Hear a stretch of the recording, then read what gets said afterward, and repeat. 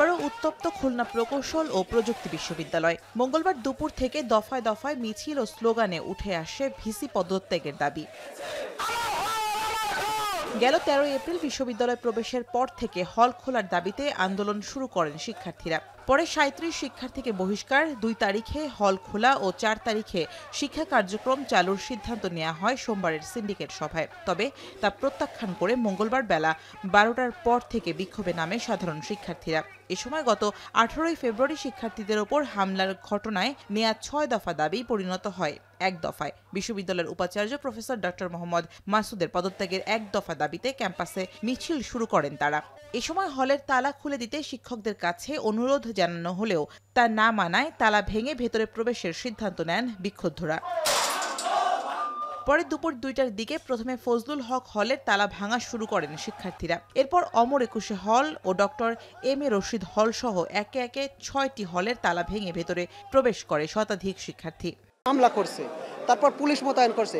কোনো বিশ্ববিদ্যালয় ক্যাম্পাসে নিজেদের স্টুডেন্টদের প্রবেশে যে পুলিশ মোতায়েন করে, এটা আমি প্রথম দেখলাম। আন্দোলনটা দমায় দেওয়ার জন্য বাইরের কিছু লোকজন এবং আমাদের অ্যাডমিনিস্ট্রেশনের কিছু লোকজনের মদদে এই মামলাটা আসলে করা হয়েছে। না হলে তো আমাদের যে ২২ জন শিক্ষার্থী তাদের নামের লিস্ট তারা বয়স সহ কিভাবে পায়? আমাদের দফা ১ এর বাহিরে আপাতত আমাদের আর কোনো কর্মসূচি থাকছে না। তবে বিশ্ববিদ্যালয় প্রশাসন বলছে, হামলার ঘটনায় জড়িত থাকার অভিযোগে বিশ্ববিদ্যালয়ের ৩৭ জন শিক্ষার্থীকে সাময়িক বহিষ্কার করার সিদ্ধান্ত নেওয়া হয়েছে। সিন্ডিকেট সভায়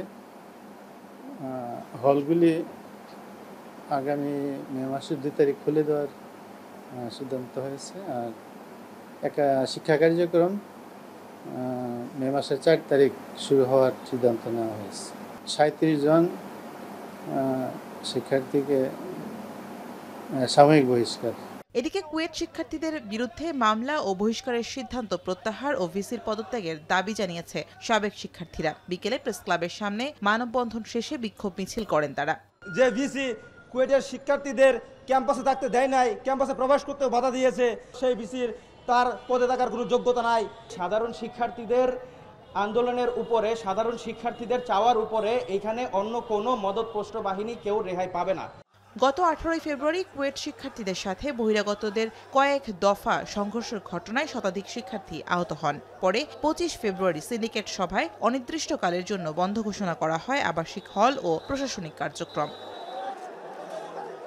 শামীমা রহমান শাম্মী, এখন।